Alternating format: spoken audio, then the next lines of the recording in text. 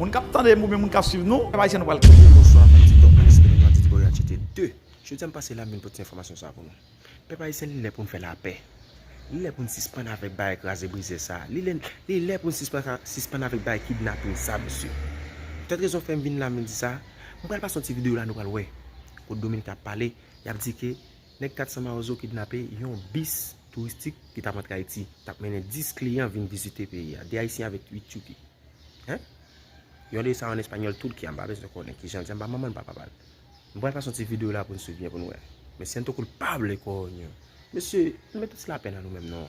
On fait ça, Saint-Domingue yo paye ça oui. C'est vous même qui Saint-Domingue qui paye ça oui. Regardez l'autre des messages ça pas négliger partager là avec your famille, your soeur, cousine, nos amis qui vivent en République dominicaine. Qui bon nous a plus subi ça là, côté gain plus haïtien, c'est nous plus subi. Tant que monde qui pas gain papier, qui pas gain document. Nous savons si bien pile. Nous ça la vie nous chercher pour voir famille en Haïti. Si pas écraser brisé monsieur. Vidéo ça fait river l'eau, attendez. Attendez, nèg Punta Cana, nèg Higüey, nèg Santo Domingo, nèg parti Las Americas, nèg Santiago, nèg Balaon tout côté fait côté dans quatre coins département République dominicaine là. Famille prudent, OK? Partagez vidéo ça, pas important pour pile haïtien qui vivent ici, qui n'a papier, pas papier, ou même qui a famille, à travers le monde entier. Partagez vidéo, pas négliger partager. Didi Boy HT2, suivre ça me la pour nous. Nous allons entendre en espagnol, nous allons dire même. Dominicano que conducía el autobús que fue secuestrado en Haití fueron recibidos esta mañana por autoridades en este ministerio.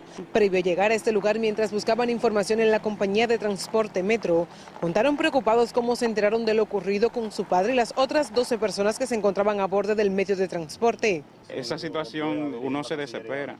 Y más por su ser querido, porque uno no sabe lo que está pasando y cómo le está yendo. Estamos igual que en Metro, esperando las informaciones de aquí, de la Cancillería y del equipo que está trabajando en cuanto a eso. De su lado, familiares y allegados de las haitianas y turcos que se encontraban también en el autobús llegaron a las instalaciones de esa compañía junto a su abogada para buscar información.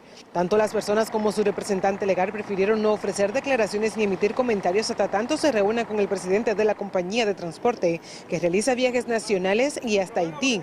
Por su lado, las autoridades del Ministerio de Relaciones Exteriores y la Embajada de Haití en el país todavía no han ofrecido información oficial sobre lo ocurrido la tarde del domingo. De acuerdo con una fuente de la empresa de transporte interurbano, además del chofer Martín Dicen, estaban a bordo 8 turcos aparentemente misioneros, 2 haitianos y 2 azafatas oriundas del vecino país.